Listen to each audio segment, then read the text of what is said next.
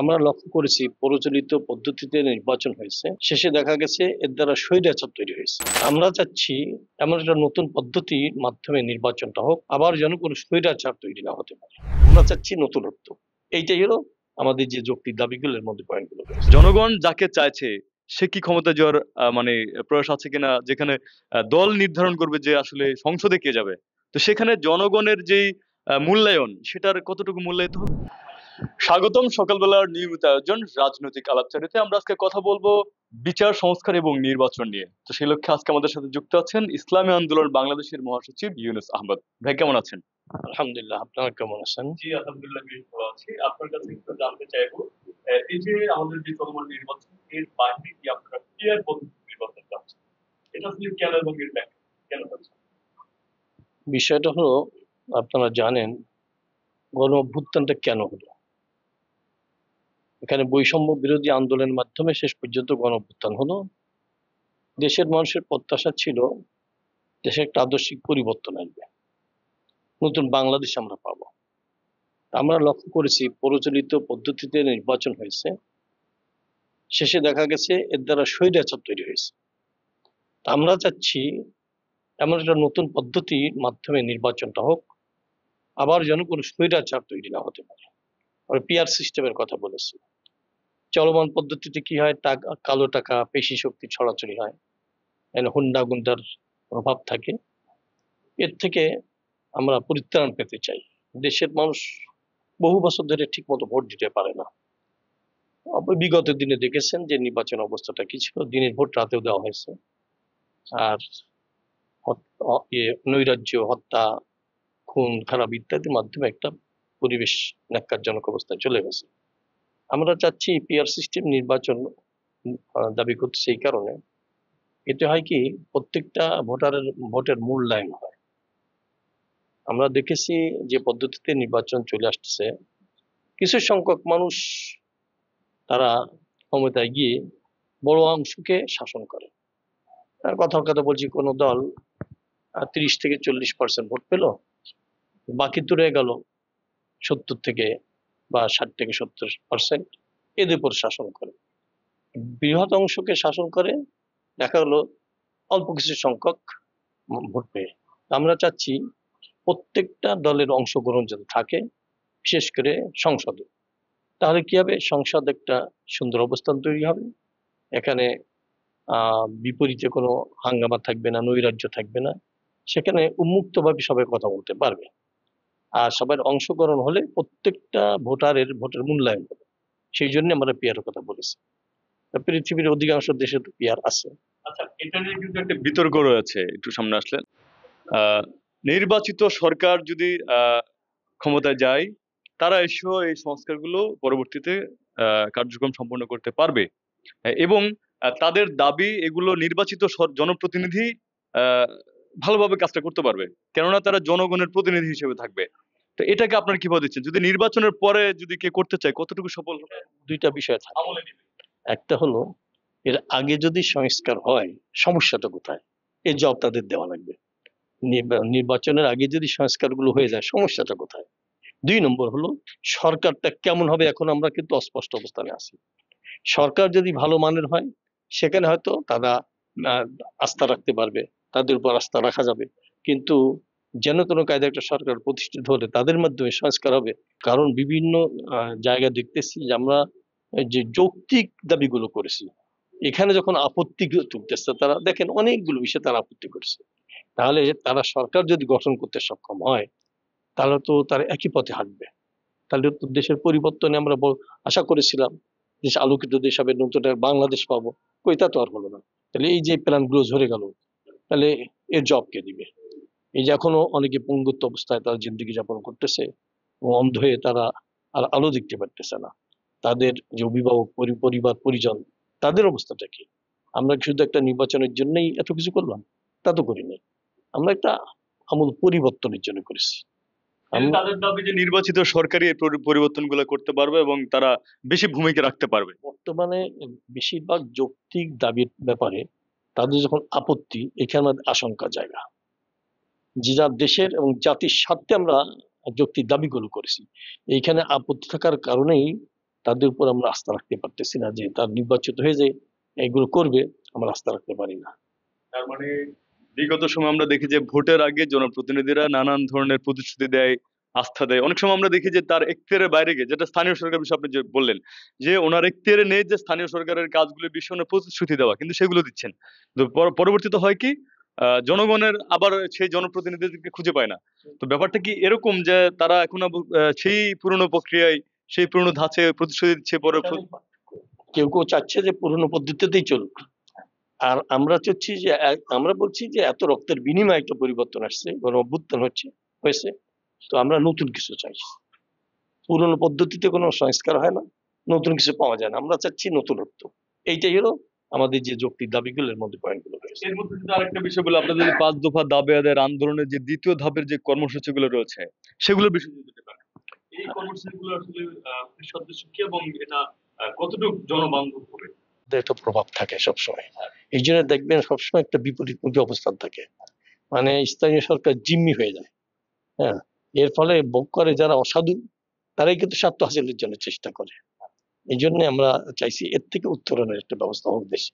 আচ্ছা, আরেকটা বিষয় যদি একটু জানতে চাই, আমরা দেখেছি যে গত 15 সেপ্টেম্বর একযোগে সাংবাদিক সম্মেলন করে 5 দফা দাবিকে সামনে রেখে আপনারা বেশ কিছু কর্মসূচি ঘোষণা করেছিলেন। তো সেই কর্মসূচিগুলো আসলে কি ছিল এবং কেন ছিল? এটা ব্যাপক বিশ্লেষণ করলে আপনারাই বুঝতে পারবেন যে এটা দেশের স্বার্থে হয়েছে। এটা এর একটা পয়েন্টও পাবেন না যেটা স্বার্থবিরোধী, দেশের স্বার্থবিরোধী, জাতির স্বার্থবিরোধী। প্রত্যেকটা উপকার হয়েছে। যেমন আমরা জুলাই সনদের আইনি ভিত্তি আমরা চেয়েছি। আচ্ছা বলুন তো, ইসলামী যদি জুলাই সনদের আইনি ভিত্তির উচিত না হয়, পরবর্তীতে বড় একটা আশঙ্কা তৈরি হয় না? এত প্রাণ ঝরালো, এত মানুষ আহত হলো, পঙ্গুত্ব বরণ করলো, আবার জুলাই সনদটাও যদি সেখানে আইনি স্বীকৃতি না পায়, তা একটা অন্ধকার দিকে যেতে পারে। এই জন্য আমরা জুলাই সনদের আইনি ভিত্তি আমরা চেয়েছি। আর কি চেয়েছি? প্রত্যেকটা সেক্টরে সংস্কার হতে হবে। সংস্কার না হলে কি হয় আপনারা বর্তমানে দেখতেছেন, কোনো সেক্টর কিন্তু শান্তি নাই, নিরাপত্তা নাই, প্রশাসন তো দুর্বল অবস্থায় আছে, যারা চুপচাপ দেখতেছে, নীরব দর্শকের ভূমিকা আছে। যদি সংস্কার হতো তাহলে সাধু ব্যক্তিরাই দায়িত্বে থাকতো। অসাধু ব্যক্তিরা যদি ক্ষমতায় বা কোনো পদে থেকে যায়, সেখানে তাদের দ্বারা ভালো কাজের আশা করা যায় না। আমরা প্রত্যেকটা সেক্টরে সংস্কার চেয়েছি, নির্বাচন পদ্ধতির সংস্কার চেয়েছি, তাই না? জনপ্রশাসন, পুলিশ, সব জায়গায় একটা প্রয়োজন। তা এই জন্য আমরা সংস্কারের কথা বলেছি। আর বলেছি খুনিদের বিচার করতে হবে। বিচার যদি দৃশ্যমান না হয়, খুনি আরো তৈরি হবে, বেপরোয়া হবে। এই জন্যে কিছু বিচার যদি দৃশ্যমান হতো, তাহলে যারা নৈরাজ্যের মধ্যে ডুবে থাকে, তাহলে কিন্তু সতর্ক হয়ে যেত যে বিচার হচ্ছে বা হবে। তাই জন্য আমরা চেয়েছি খুনিদের বিচার হোক। আর চেয়েছি যে কালো টাকা পেশি শক্তি প্রভাব খাটিয়ে যারা দুর্নীতি করে, দুর্নীতির মাধ্যমে বিদেশে টাকা পাচার করে, এদের টাকাগুলো ফিরিয়ে আনতে হবে এবং এদের সম্পদ বাজেয়াপ্ত করতে হবে, এটা আমরা বলেছি। তো এগুলো না করলে কি হয়, সুযোগ পেলে আবার সেই সম্পদ নিয়ে তার সামনে বাড়বে, তাই না? এখনো আছে যারা বিদেশে অনেক টাকা পাচার করেছিল, সেখানে তো তাদের শান্তিপূর্ণ জিন্দেগি যাপন করতেছে, কিন্তু দেশের মানুষ তো কষ্ট পাচ্ছে। এই যে এগুলো আমরা চেয়েছি। কিন্তু এই যে পেয়ার পদ্ধতি নির্বাচনে কিন্তু বেশ কিছু বিতর্ক রয়েছে। জনগণ ভোট দিবে, প্রতিটি ভোটের মূল্যায়ন হবে, সেটা বলছেন আপনারা।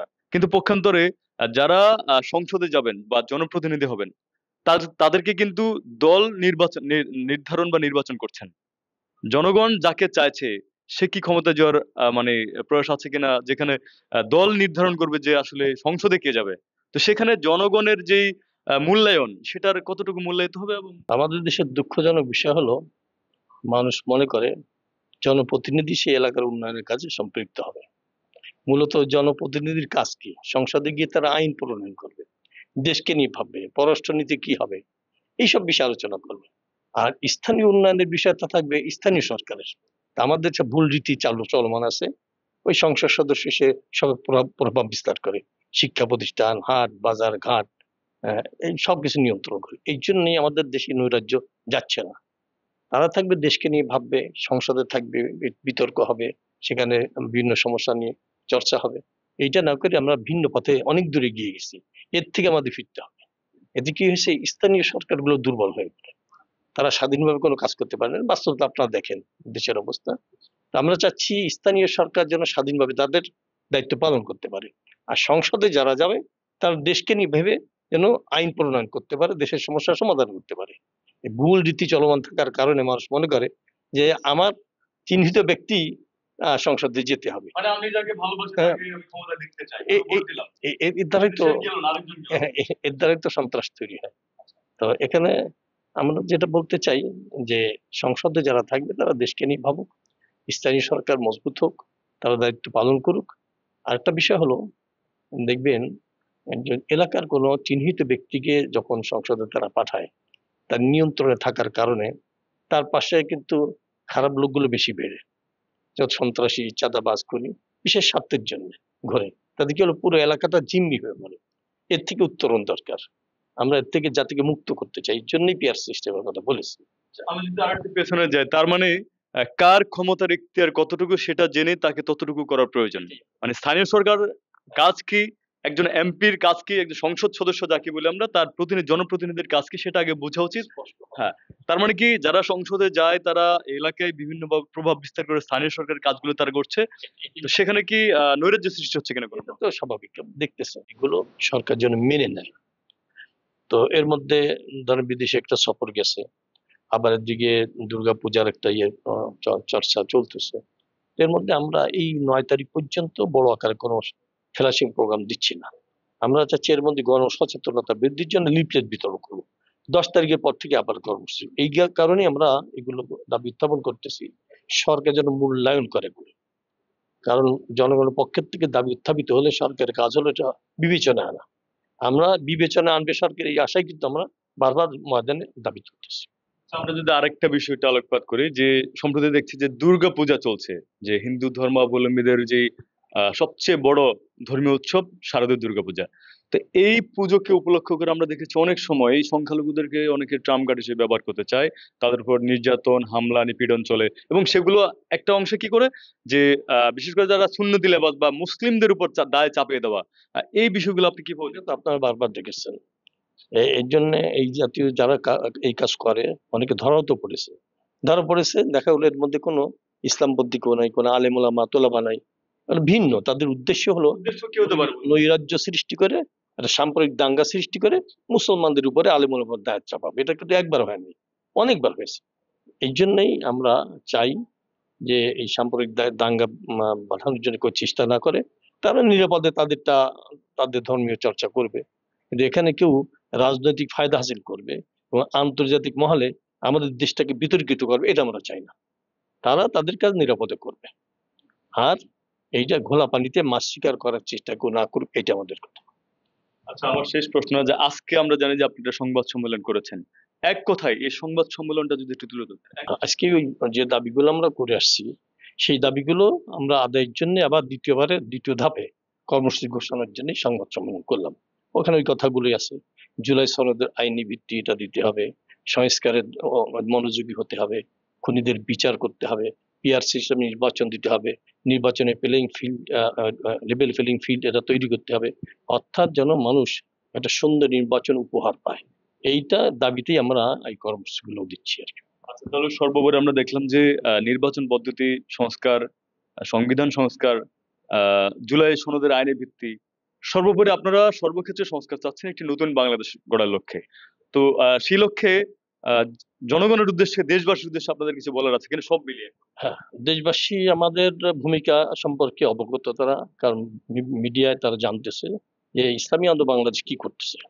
ইসলামী আন্দোলন বাংলাদেশ নিছক ক্ষমতা দখলের জন্য, ক্ষমতা যাওয়ার জন্য নির্বাচন রাজনীতি করে না।